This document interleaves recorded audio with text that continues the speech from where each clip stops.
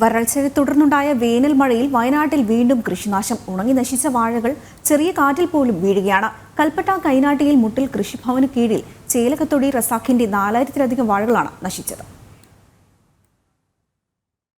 കാക്കവയൽ ചോലക്കത്തൊടി റസാഖ് എന്ന കർഷകന്റെ വാഴകളാണ് വരൾച്ചയിൽ നശിച്ചത്. സമീപത്തെ തോട്ടിൽ നിന്നും ജലസേചന സൗകര്യം ഒരുക്കിയിരുന്നെങ്കിലും വരൾച്ചയെ പ്രതിരോധിക്കാനായില്ല. മികച്ച കർഷകനുള്ള പുരസ്കാരം പലതവണ റസാഖ് നേടിയിട്ടുണ്ട്. മുട്ടിലിൽ ഒരു ഭൂവുടമയിൽ നിന്നും 5 ഏക്കർ വയൽ പാട്ടത്തിനടുത്താണ് കൃഷി ചെയ്തത്.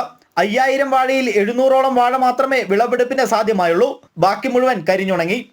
5000 വാഴ ഞാൻ 2023-2024 ഈ സാമ്പത്തിക വർഷം കൃഷി ചെയ്തതായിരുന്നു.